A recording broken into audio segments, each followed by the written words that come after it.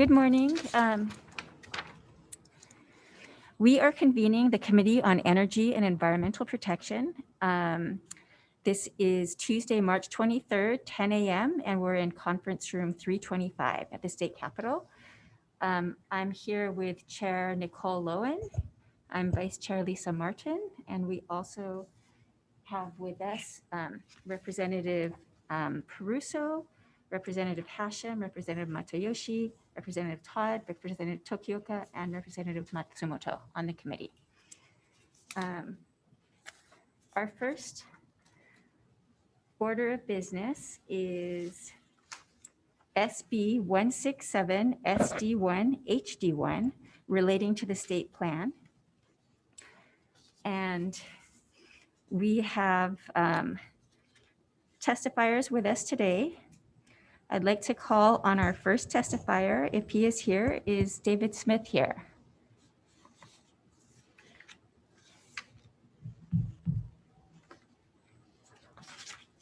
No? No. Okay. Is Danielle Bass from the Office of Planning here? Hi, good morning, Chair, Vice Chair, members of the committee. My name is Danielle Bass, State Sustainability Coordinator representing the Office of Planning on testifying on this measure. Today, we stand in strong support, and we find this measure very complementary to the Hawaii State Planning Act, the newly established statewide sustainability program, as well as the office's efforts with the Greenhouse Gas Sequestration Task Force. I'm available for any questions, and mahalo for this opportunity to testify. Thank you, Danielle. Is Melody Aduha here from the Environmental Caucus of the Democratic Party of Hawaii? Good morning, Vice Chair Martin. Good morning, Chair Lowen, and good morning, members of the Energy and Environmental Protection Committee. My name is Melody Aduha, and I represent the Environmental Caucus of the Democratic Party of Hawaii, which consists of 115,000 members, 5,000 of which are members of the Environmental Caucus. We stand in strong support of SB 167. In particular, we particularly like the fact that it is moving to promote and increase the outdoor public green spaces and to connect outdoor public green spaces with existing trails, and promotes increase of urban tree canopy, and particularly that they would like to or make it law to prioritize the use of Hawaiian plants where feasible to contribute to Hawaii's historic and cultural heritage, sense of place, biodiversity, and resilience. These aspects are totally consistent with the Democratic Party platform on the Environmental Caucus's platform planks. So we are in strong support of this measure, and we request that it pass out of committee, and I'm available for any further questions. Mahalo. Thank you, Melody. So we also, that's it for people that signed up to testify orally. Is there anybody else who wishes to speak on this measure? Nope, we had testimony and support from the Office of Hawaiian Affairs, from DLNR, Department of Health, Climate Protectors Hawaii, Americans for Democratic Action, Kauai Climate Action Coalition, and the Painters, Tapers Union, and various individuals. We also had 3 individuals in opposition. All right, moving on to our first resolution, HCR 27 and HR 20. We'll do them together. We have, this one is urging the Department of Health's Environmental Management Division to ensure the destinations to which the state's recyclable waste is transported for out-of-state processing abide by the environmental standards as outlined by the Basel Convention. And we have here to testify in person, Melody Aduha again from the Environmental Caucus.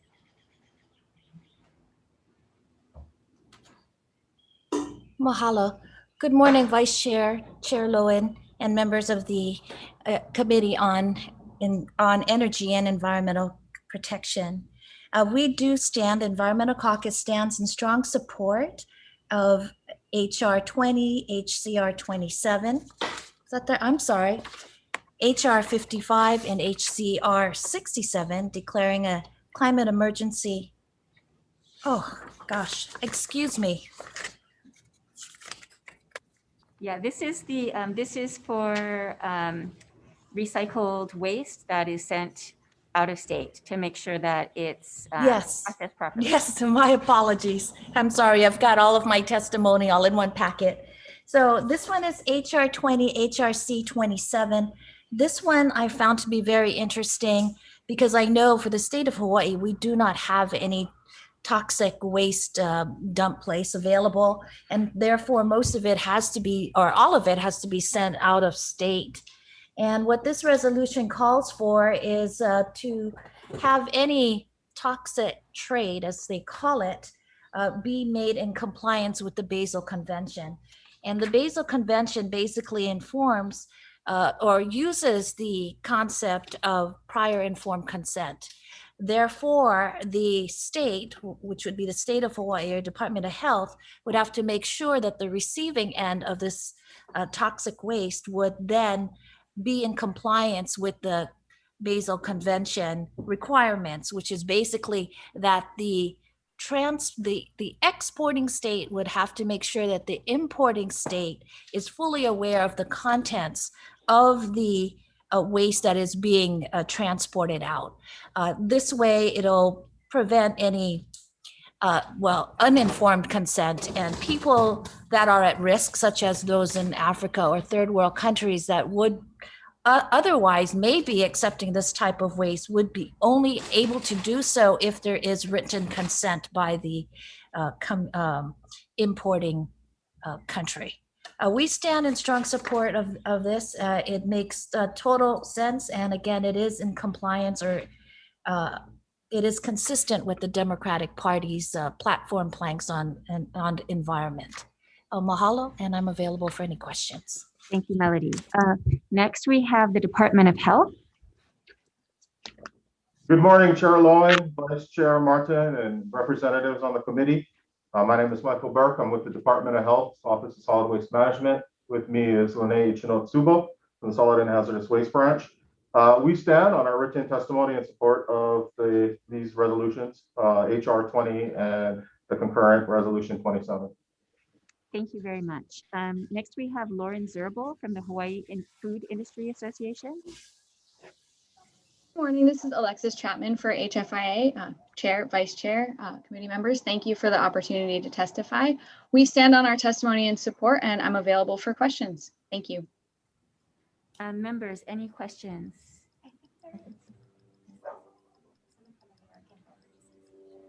Is there somebody from the American Beverage Association here that wanted to speak on this?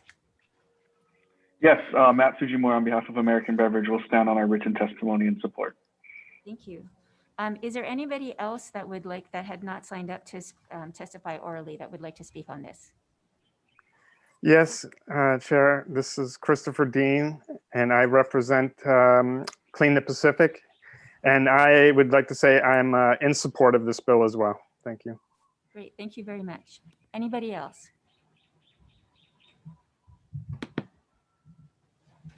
Nope. Members, any questions or comments? No? Okay, go ahead, Chair Lowen. Sure. For Department of Health, just to clarify for everyone on the committee, I think as it stands now, most of the contracts that are existing in the state do fall within the guidelines of the Basel Convention, but I think this might be good to have, to pass this resolution just to ensure that we uphold these standards going forward. Is that your guys' position? Yes, ma'am. I think that, we're looking at various ways to accomplish the resolution. I think, contractual obligations certainly is one solution to ensure that if our recyclers are shipping plastic waste, that the recyclables that are shipped are in compliance.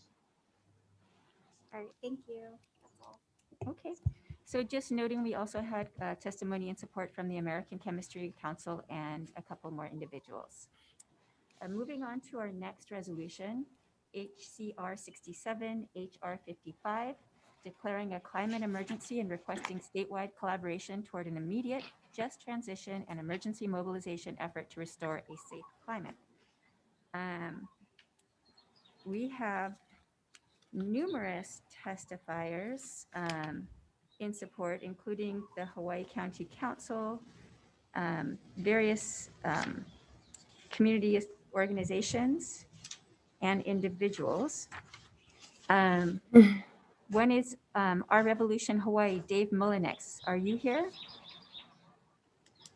Yes, I am. I think you can Please see go me. ahead with your testimony. Okay, thank you very much. My name is Dave Mullinex. I'm the co-founder and statewide community organizer for Our Revolution Hawaii. On behalf of our 7,000 members and supporters statewide, we stand in strong support of this resolution. I just want to thank Representative Martin, Representative Lowen for taking the leadership to hear this important resolution. It's this kind of leadership we count on and really need at this time. The purpose of this resolution is twofold. First, to recognize we actually are in a climate emergency and it proposes an existential threat. And second, to call upon elected representatives, state agencies, government agencies, business leaders, community groups to all start working together to address this threat, because that's what we need to do. So why is this important? It's important because we're already seeing the dramatic effects of climate change. You can see that in my written testimony. This failure was really dramatically shown in Texas, where their government legislature failed to take climate change seriously. So they did not prepare. The result was their power grid infrastructure failed, and some parents woke up in the morning with their children frozen to death in their beds. This happened in the United States of America. This is horrendous. This could have avoided if the legislature had taken the threat seriously and prepared the people to respond and had upgraded their infrastructure. Sorry about that. This resolution is important because 15,000 scientists, 1,800 municipalities around the world, the county councils of Kauai and Hawaii have already declared a climate emergency. The State Office of Planning, the State Energy Office, and thousands of residents here in the state of Hawaii support declaring a climate emergency.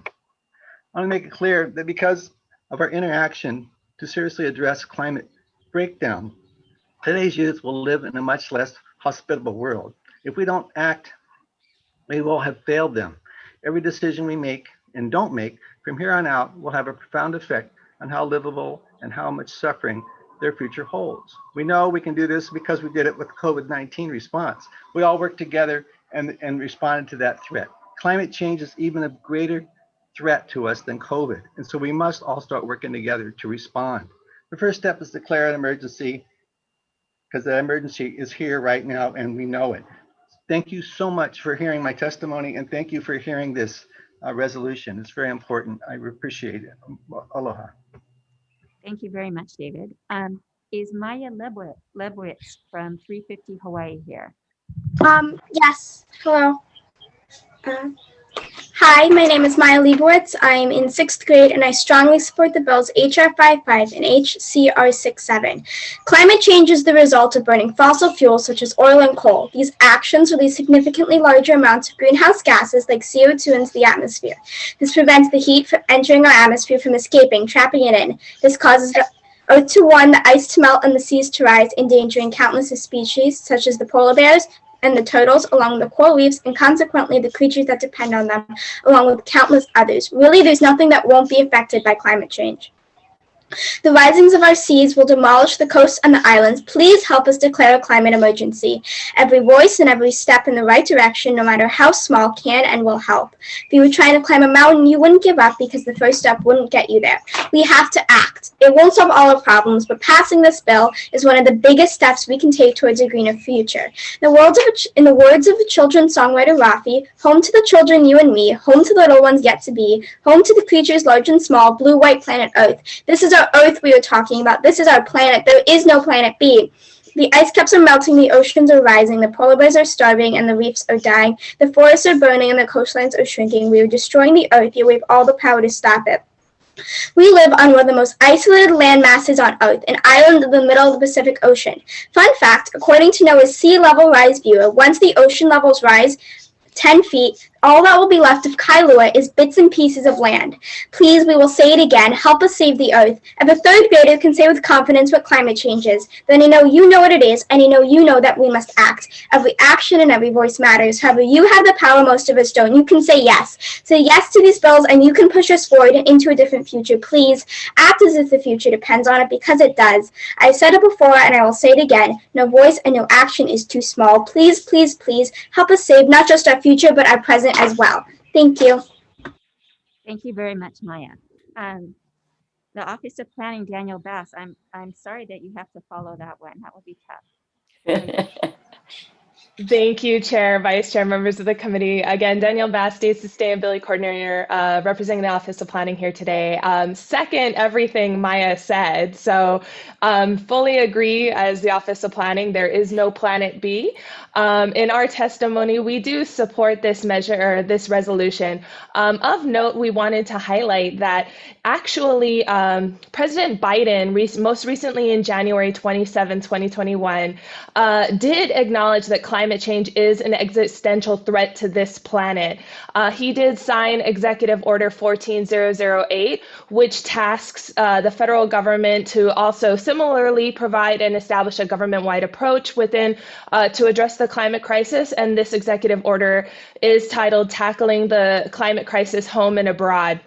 Additionally, I'd like to share with the committee that at the request and invitation of the UN Secretary General, I was fortunate enough to actually attend the UN General Assembly Climate Action Summit in September 2019 on behalf of the state of Hawaii. And at this, Climate Action Summit, the Secretary General of the United Nations did announce to all of us that collectively we are amidst a climate emergency. As a race, we are losing, but it is a race we can win. So I have provided additional information in our written testimony. Please let me know if you'd like me to submit that again, and I'm available for any questions. Mahalo. Thank you, Maya. Thank you very much, Danielle. Okay, we have Faith Action Environmental Justice Task Force, Matthew Geyer. Is he here?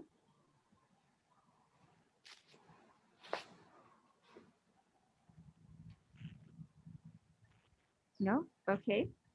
Moving on, we have Melody Aduha from the Environmental Caucus of the Democratic Party of Hawaii. Good morning, Chair Lowen. Good morning, Vice Chair Martin. Good morning, members of the Energy and Environmental Protection Committee. My name is Melody Aduha, and I represent the Environmental Caucus of the Democratic Party of Hawaii. At this time, I would like to quote from our platform on page 17. We know that climate change is a real threat to our islands and the world. We strongly urge our candidates and elected officials to take immediate action to mitigate and adapt to the consequences of climate change. This includes funding, adaptation measures, including coastal retreat, effective participation of Indigenous people in climate change governance, and recognition that Indigenous, local, traditional, ecological knowledge is key in climate change adaptation solutions. This platform is pretty much mirrored in this resolution, and I also would like to thank Representative Martin for introducing this resolution on behalf of members of the Climate and Environment Coalition. Specifically, a statewide commitment to a just transition toward a decarbonized economy that invests in and ensures clean energy, quality jobs, and statewide commitment to a climate emergency mobilization. This is what Dave Mullinex had also testified to, that we do need to all work together in order to make this a success. And further, as mentioned by Maya, the resolution indicates a prohibition against any further public or private investment or subsidies in projects that will make the climate emergency worse. She indicated such as coal, oil, gas, and tree burning projects. So we need to put our subsidies and investments into low climate impact energy projects and workforce retraining. At this point, that's all I need to say. I do submit on the testimony, written testimony that was submitted, and we are in very strong support of HR 55. I'm available for questions. Mahalo. Thank you, Melody. Is Cheryl Ho here? Yes, I am. Can you hear me? Okay. Aloha, Chair Lowen, Vice Chair Martin, and thank you for sponsoring or introducing this resolution, and members of the Energy and Environmental Protection Committee. My name is Cheryl Ho. I live where I can hear the emergency vehicles going back and forth, up and down Pali Highway, which is Makai of Nu'uanu Reservoirs number 1 and number 4, which we watch anxiously and make sure that in heavy rains, they do not overflow and endanger us. This morning, as I cringed at the sound of yet another emergency vehicle rushing to aid a victim, I wondered, why does it take an emergency to cause us to sit up and pay attention to a dire situation? Part of the answer is that we're busy. We have other priorities every day. We're tired. We have to live and work our routine, everyday lives. But when we are alerted to an emergency by a speeding siren or by a sharp, insistent beep on our cell phone, our attention becomes more focused. We wonder what is happening, how close it is to us. Our minds try to think of ways to protect ourselves and our families, or to review the instructions for evacuation that we have received from officials. We wish there was something we could do now to reduce our anxiety. In the climate crisis, there is something we can do now. Honorable decision makers of the House of Representatives, there is an urgent need for your leadership in alerting residents of Hawaii to the need for decisive action on the part of governmental agencies, private citizens, businesses, and anyone who is able and has the time. Please declare Hawaii to be in a climate emergency. That will be a first step toward shaping effective interventions. Please vote yes on HCR 67 and R 55. Mahalo for your attention. I am Cheryl Ho, a retired social worker and active parent, grandparent, and kumuhula. Mahalo. Thank you, Cheryl. Is Ronald Riley here with us? Yes, I'm Ron Riley from Volcano Village. I might add sunny Volcano Village, which is kind of a rarity right now on the Big Island, but that's the way it is. I want to thank Vice Chair Martin, Chair Lowen, and committee members for hearing this important resolution, HCR 67 and HR 55. I am strong support, and I echo and agree with the statements of previous supporters. And I might add, it's so nice to see a young woman here, Maya, testifying so eloquently. It's her future, far more than mine, as a senior in his late 70s. I have submitted written testimony, and I'd just like to draw your attention to a couple of items there, starting with a quote that I had from singer-songwriter Leonard Cohen. Leonard Cohen said, "We asked for signs, the signs were sent." And as we read the news or watch the news, and we look at the signs around us, they're certainly sent. Whether it's flooding currently in Sydney, Australia, whether it's the closing of Kuhio Highway, again, on Kauai's North Shore, the signs are everywhere.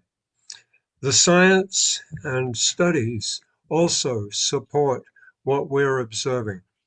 And a key metric that I've mentioned in my written testimony is the amount of greenhouse gases that are emitted by Hawaii annually. And despite welcome progress in renewable sources of electricity, we are far from meeting Paris Climate Accord goals of 50% reduction in carbon emissions by the year 2030, which is going to be necessary if we hope to meet a 2045 or an IPCC 2050 net zero goal. We've got to work towards that. The first 50% is going to be a lot easier than the second 50%, I believe. The data that I quote there from the UH Economic Research Organization, Hawaii Greenhouse Gas Emissions Report, published in December of 2019, has some interesting figures. In 1990, Hawaii emitted 20 million metric tons of CO2 equivalent. 2007 was even worse, 25 million metric tons of CO2 equivalent emitted in Hawaii. And for the subsequent years, 2010, 2015, and 2016, which is the most recent data I could find, we're flatlined at 20 million metric tons of CO2 every year. So that's what we find ourselves in. And I just strongly urge you to vote yes on this climate resolution, because admitting that we have a climate emergency, this is like a 12-step program. You got to admit you're down and out before you can recover. And so this is going to be a very important first step. And thank you very much for holding this hearing. And I'm available for any questions. Thank you so much. Are there any other testifiers that are here with us today that I missed that want to testify? Yes, sure. I'm Christopher Dean, and I submitted written testimony, but I would like to add that on behalf of Clean the Pacific, I've been cleaning commercial fishing, tackle, and plastic off of the coastline in North Kohala on the Big Island. And over the years, as a surfer and so forth, I have seen the huge chunks of cliff face falling into the ocean on a regular basis. It's definitely happening more frequently. And, you know, this is like a glimpse into our future. Taking into consideration, I think we all are in agreement that this is a crisis, the biggest crisis we've faced since the meteor hit 65 million years ago. And we you know, the time for talk and discussion and studies, that's over. Now is the time to act. And my suggestion for transitioning Hawaii's economy, building economic growth, and being a leader to the world is to bring back net metering. Because when we had net metering, the boom in home and commercial solar installations was through the roof. And there were contractors coming from the mainland because local contractors weren't meeting the demand. And it was just fantastic, the amount of solar going up. But then, you know, Helco said the grid was saturated and that stopped that. Well, okay, if we have to have centralized, you know, wind farms and solar farms so that everybody, you know, has to be beholden to Helco, that's better than, you know, continuing to burn oil. But why don't we make money as citizens and on the free market? And we should be allowed to make as much electricity and energy as we want via solar energy and sell it on the open market and be paid for it. We can make an excess amount of energy at home and it can go into the grid, and then that excess energy. Can I ask you to wrap it up just because we do have a full agenda today? Okay, thank you. Anyways, just if we could just bring back net metering, I appreciate it. Thank you. Okay, thank you very much. So we did have well over 60 organizations and individuals in support. We had Hawaiian Electric, Hawaii Gas, and Hawaii Clean Power Alliance with comments. Members, are there any questions or comments? Rep. Pruso.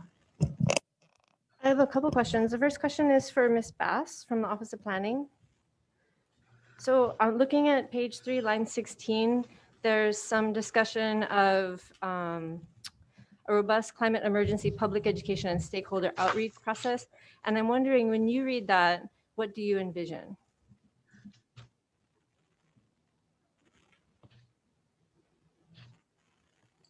Thank you, Representative Pruso, for providing the citation. The Office of Planning, with the newly creation of the State Sustainability Program, as well as the the recent creation of the Hawaii Climate Change Mitigation and Adaptation Commission, we do agree that there needs to be increased education and outreach. I have been in communication with the Department of Education as well. There has been some discussion for increased education and community outreach in that department as well. I think in general, we just need to improve coordination. A resolution like this can assist the state government there.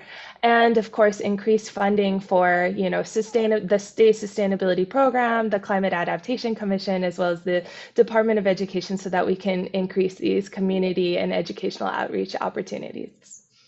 Thank you. And then my second question, if I may, of course, thanks, is for Ms. Aduha from the Democratic Party.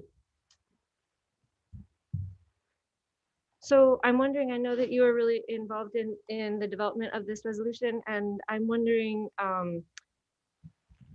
if you think it would be helpful if the House created a subcommittee or a working group, as we did with COVID, to work over the interim to develop a coherent package of policy recommendations to address this, to kind of speak to this resolution. I would be thrilled. I would be ecstatic. I think that would be a great idea to have a interim working group specifically on climate change and the risks that could happen to the state as a result of if we don't try to mitigate any of the CO2 and other contaminants and pollutants that are affecting our state. So to your question, resounding yes, I think that's great. Mahalo for the question. Oh, thank you. Thank you, Chair. Any other questions? Hearing none, moving on to the next resolution. It's HR 65, HCR 77, requesting the Department of Health Environmental Management Division to conduct a study of the benefits and costs to implement extended producer responsibility in the state. And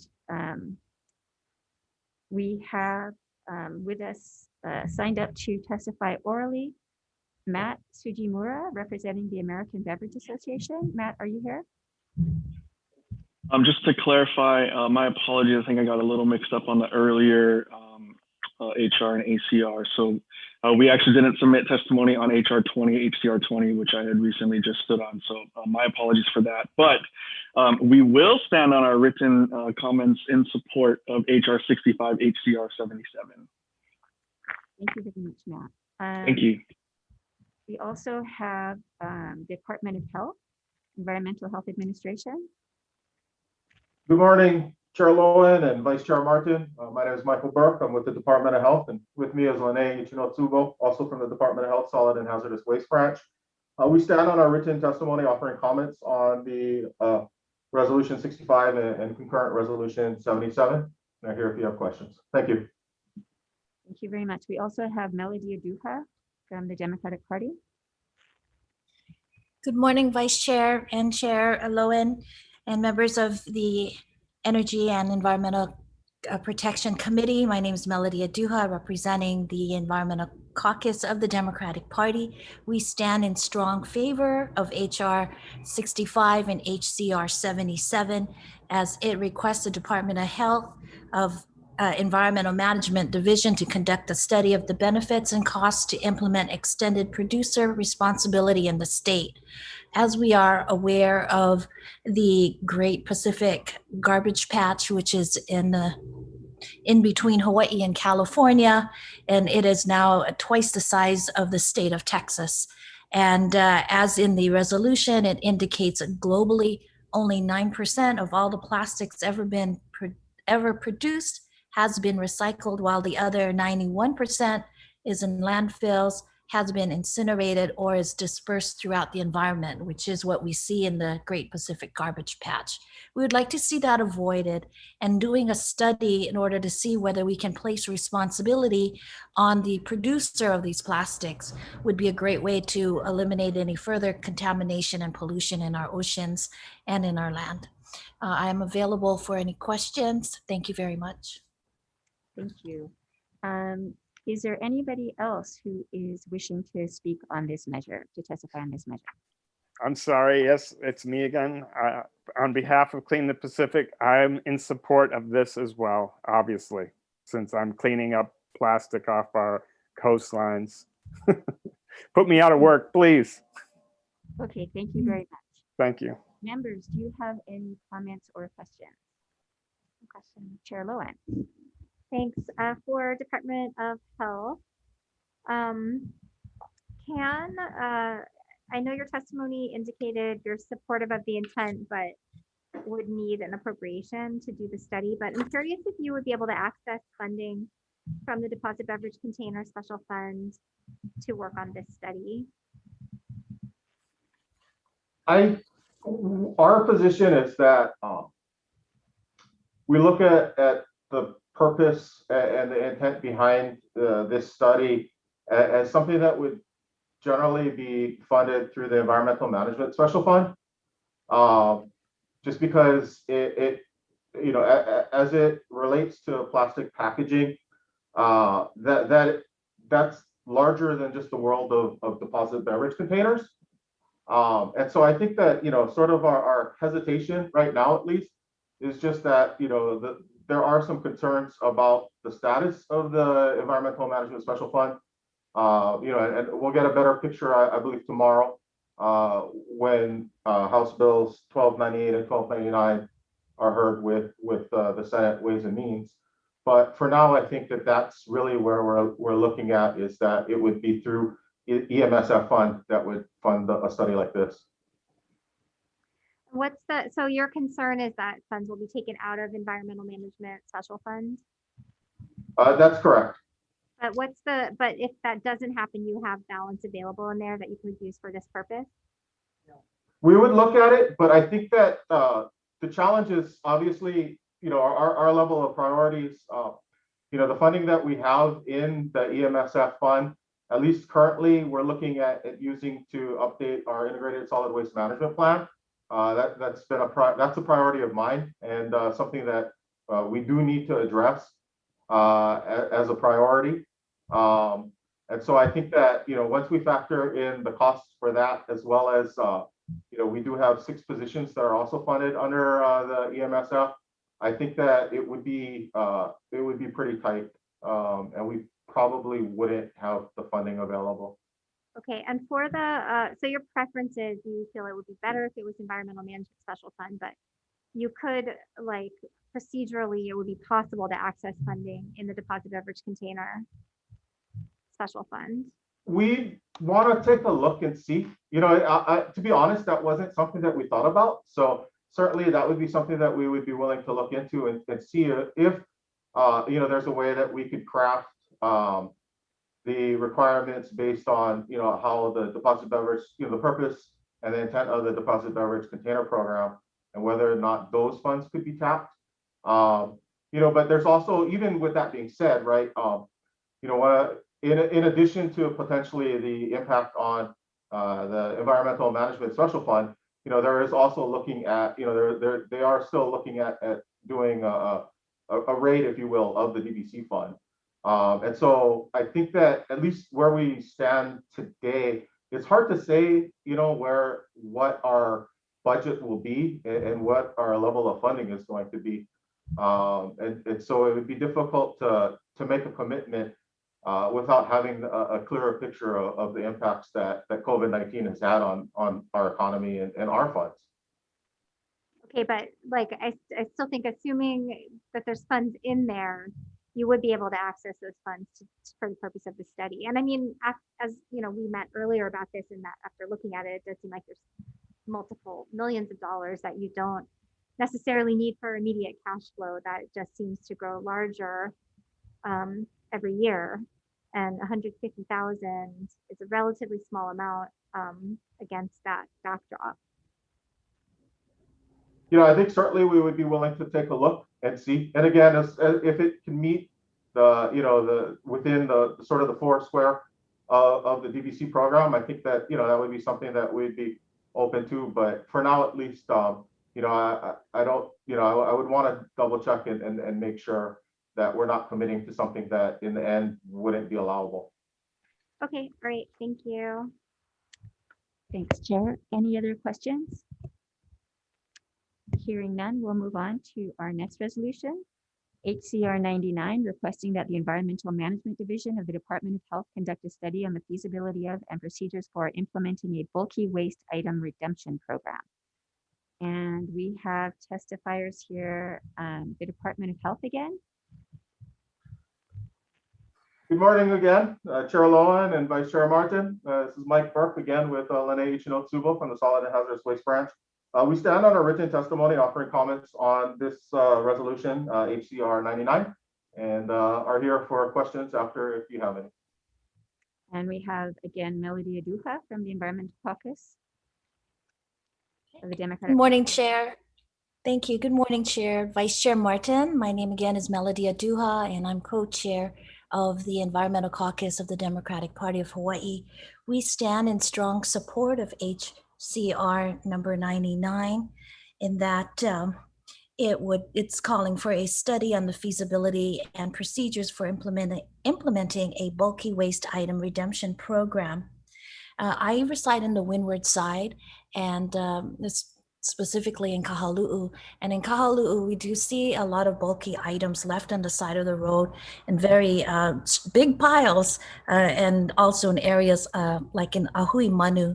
And I know in Representative Martin's district in Waimanalo, there's quite a bit of illegal dumping taking place back there in a lot of agricultural lands.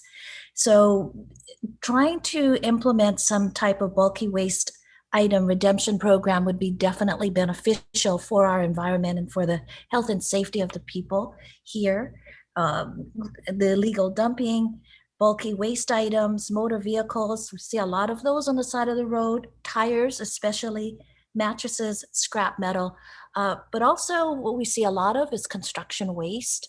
So, and also like broken up cement and things of that nature that they can't reuse.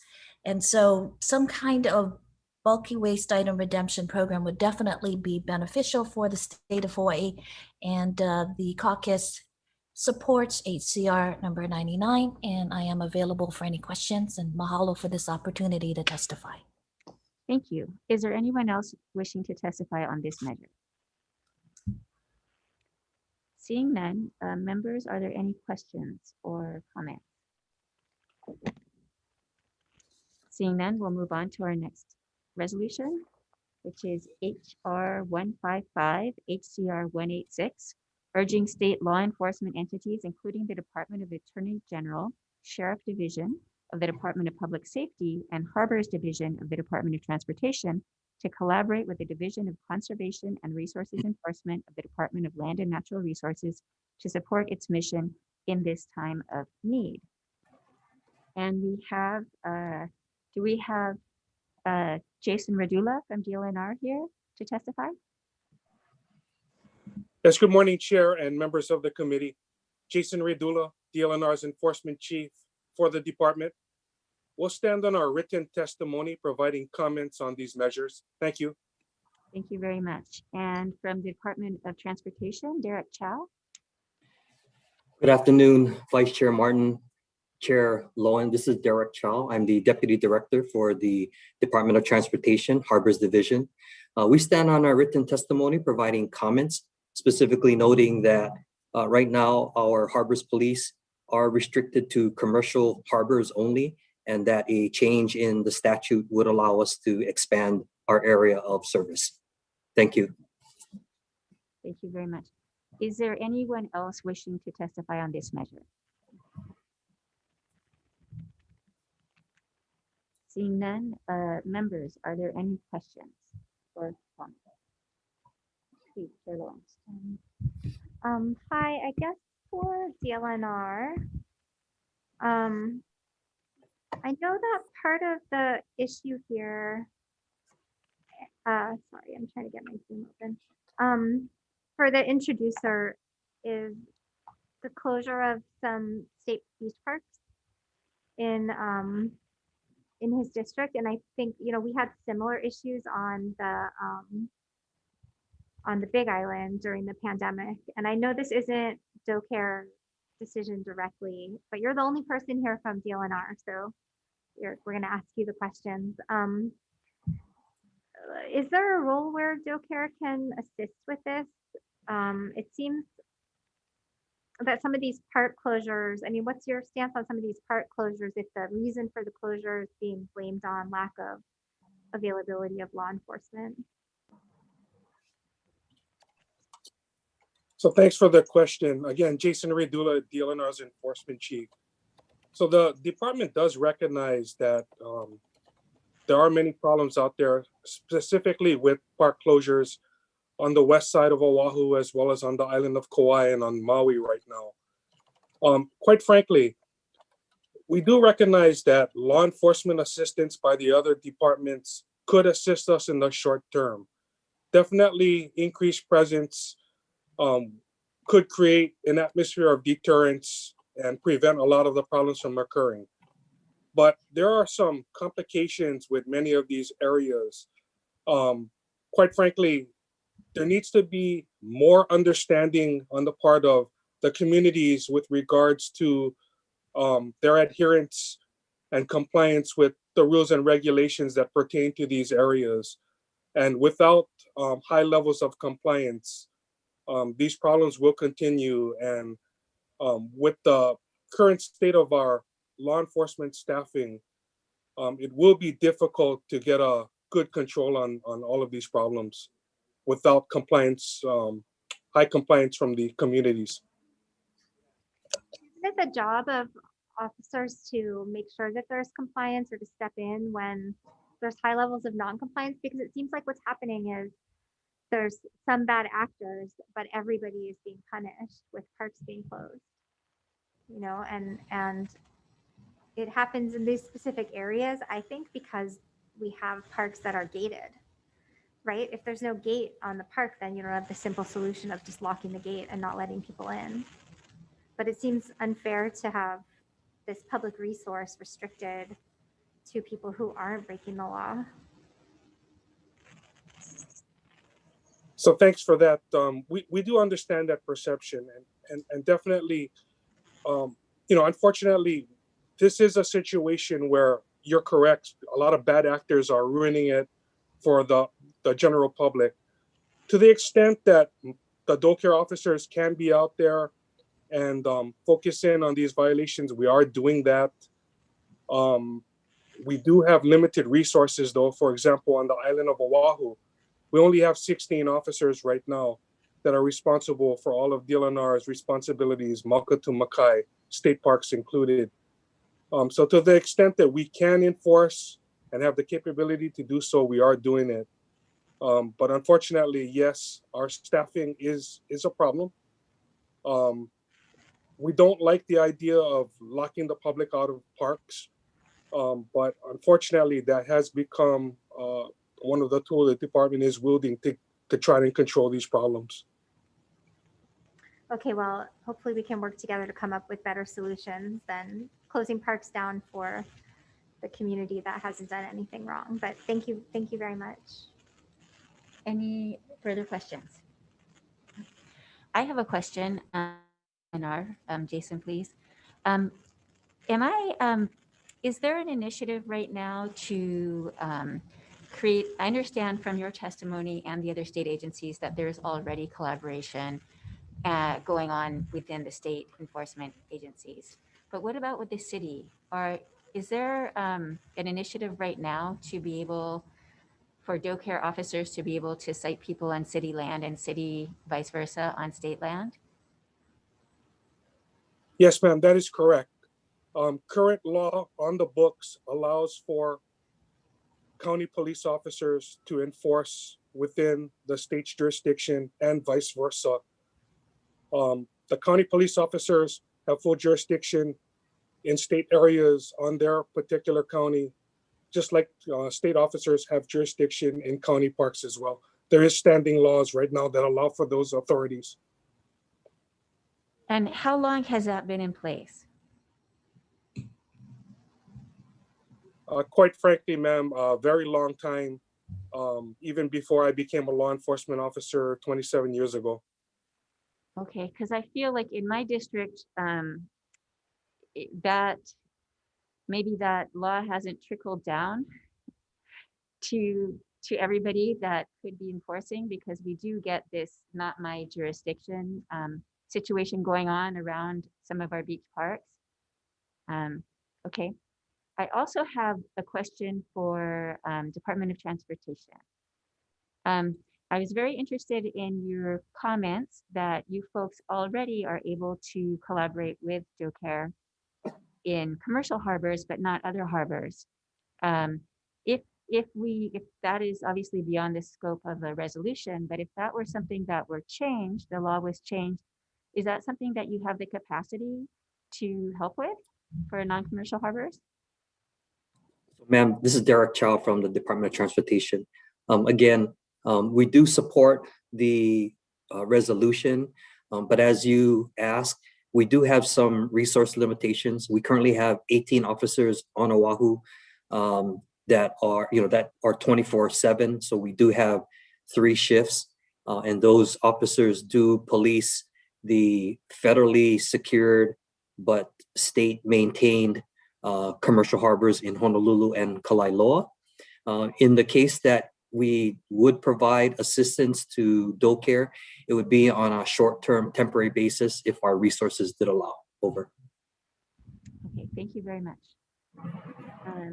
Any further questions? Nope. All right. Hearing none, we will take a break for, oh no, we have one more. Or deferred. No? Oh, you ready to go straight to decision making? Yeah, so we will go to recess. Recess for decision making.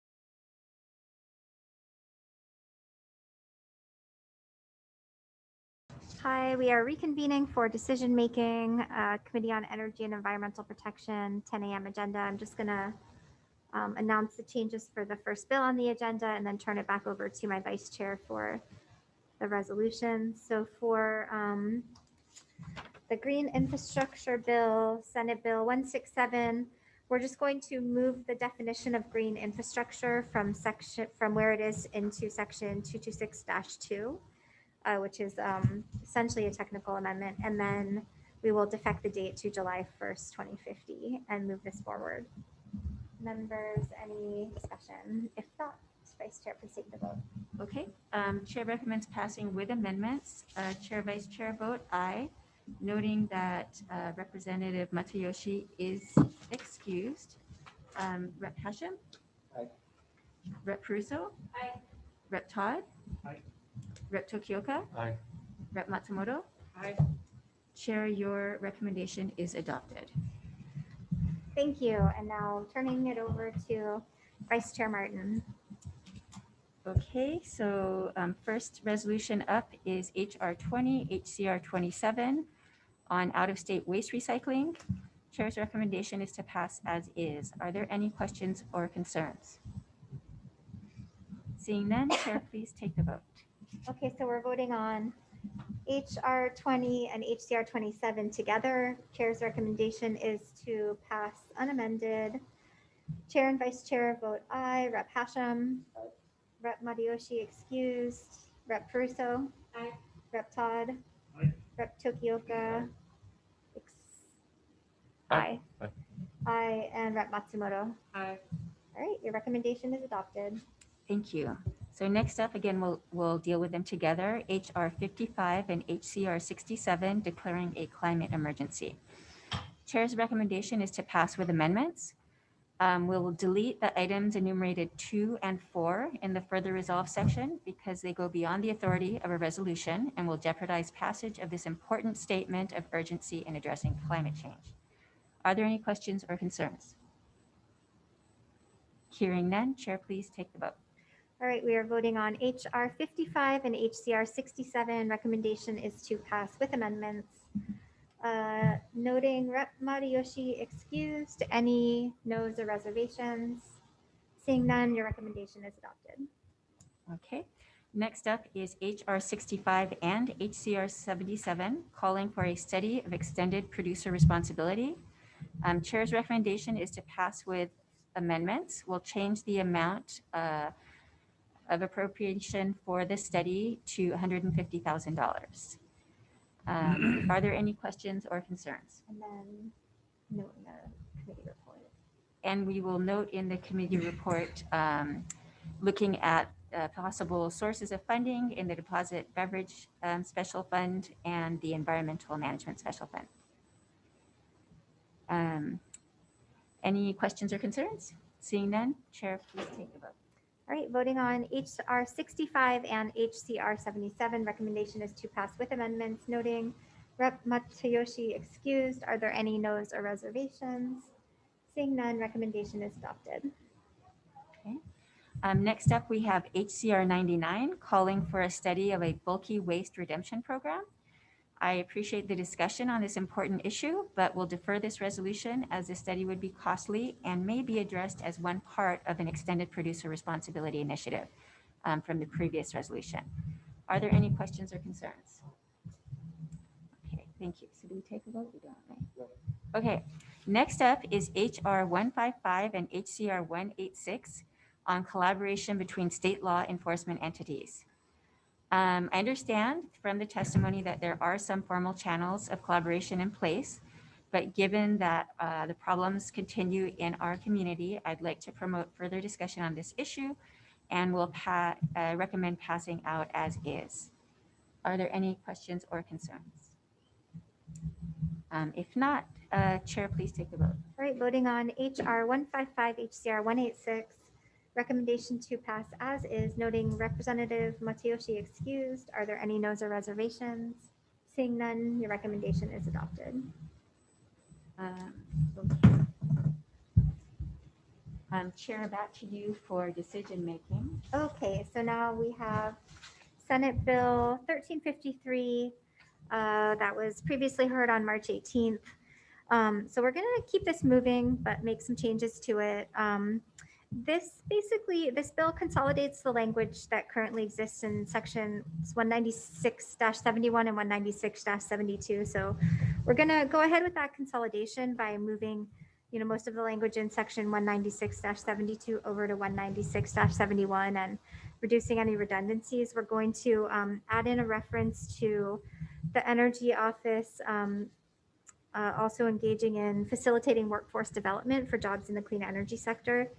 And we'll keep some of the changes that were suggested in the previous version of the bill, but for much of it, we'll revert to the language that was currently existing in section 196-72, just with moving it over to 196-71. And we will defect the date to July 1st, 2050, and then move this forward for further discussion. Members, any questions or comments? All right, if not, please take your votes. All right, Chair recommended passing SB 1353 SD1 with amendments. Chair, Vice Chair vote aye, noting Matayoshi is excused. Are there any noes or reservations? Seeing none, Chair, your measure is adopted, or your recommendation is adopted. Okay, and we are adjourned.